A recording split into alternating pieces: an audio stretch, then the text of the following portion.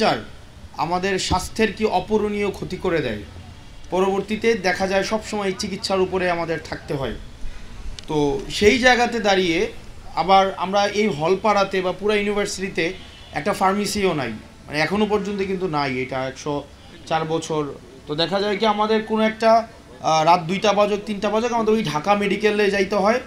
আর একটা আছে আমাদের এখানে এলিট ক্লাসের জন্য একটা ফার্মেসি, যেখানে এটা অবশ্যই রেস্ট্রিক্টেড। এটাতে শুধুমাত্র টিচাররা সেখানে যাইতে পারে বা আমরাও যাইতে পারি, কিন্তু তখন এখানে খুব মিন ফিল হয়। তো ওই জায়গাতে কিছু যদি করা যায়, ডাকসুর মনে হয় এখানে ম্যানিফেস্টোতে ছিল তারা ফার্মেসি করবে। তো এই পরিস্থিতিতে, এই বাস্তবতায় হামিম যেই পদক্ষেপটা নিয়েছে, ইনিশিয়েটিভটা নিয়েছে গত বছর থেকেই, 24 সাল থেকেই, সেটাকে আমরা অবশ্যই সাধুবাদ জানাই। কারণ স্বাস্থ্য সেবা বিশ্ববিদ্যালয়ে খুবই শিক্ষার্থীদের জন্য অপরিহার্য একটি বিষয়। সেই জায়গায় একটি সংযোজন আমি হামিমদের কাছে প্রত্যাশা করি, সেটা হচ্ছে মানসিক স্বাস্থ্য নিয়ে আমাদের বিশ্ববিদ্যালয়ে অনেক বেশি কাজ হওয়া উচিত। আমাদের দেখা যায় বিশ্ববিদ্যালয়ের শিক্ষার্থীরা এখানের আর্থিক অবকাঠামো, রেজাল্ট বিপর্যয়, ব্যক্তিগত সম্পর্কের অবনতি, নানাবিধ কারণে রাজনৈতিক কারণ, বিভিন্ন কারণে মানসিক নানাবিধ জটিলতার মধ্য দিয়ে যেতে হয়।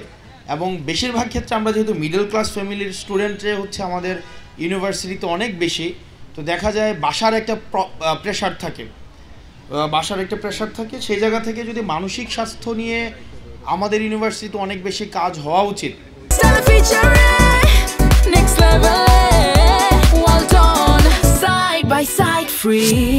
আমাদের তরুণ ভাইয়ের কথা মনে আছে কিনা আমি জানি না, আমিমের বিজনেস ফ্যাকাল্টির তরুণ ভাই, উনি হাজারীবাগে মসজিদ থেকে পড়ে গিয়ে মারা গিয়েছিলেন, আত্মহত্যা দিয়েছিলেন উনি। তো সেই জায়গায় মানসিক স্বাস্থ্য আমাদের এখন সবচেয়ে বেশি গুরুত্বপূর্ণ একটা জায়গা, যেখানে আসলে বিশ্ববিদ্যালয়ের শিক্ষার্থীদেরকে কেউ শুনতে চায় না। তাদেরকে মনে করা হয় তারা খুব রেসপন্সিবল মানুষ, তারা বাংলাদেশের সবচেয়ে রেসপন্সিবিলিটি নিয়ে তারা আচরণ করবে এবং তাদেরই সব দায়িত্ব। তো সেই জায়গা থেকে যদি মানসিক স্বাস্থ্য নিয়ে কাজ করার সুযোগ থাকে, বিশ্ববিদ্যালয়ের শিক্ষার্থীদের জন্য এটা একটা অনেক বড় উপশমের কারণ হবে। হামিম বা আমরা একই প্রজন্মের, আমাদের এই ইতিবাচক কাজগুলো অব্যাহত থাকুক এবং একই সাথে আপনাদের সমালোচনা, আপনাদের অ্যাপ্রিসিয়েশন, আপনাদের দুইটাই অব্যাহত থাকুক, যাতে করে আমরা এখন থেকেই এই জবাবদিহিতার সংস্কৃতিতে বড় হই।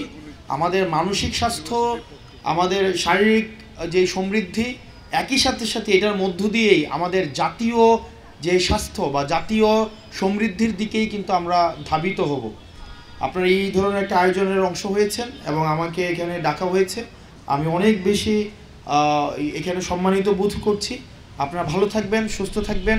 এই ধরনের ইতিবাচক কাজে হামিম এবং হামিমের মতো আরও যারা ক্যাম্পাসে আছে, যে কোনো ইতিবাচক কাজে আমরা সহযোগী হতে চাই। আপনারা ভালো থাকবেন, সুস্থ থাকবেন। আসসালামু আলাইকুম ওয়া রাহমাতুল্লাহি ওয়া বারাকাতুহু।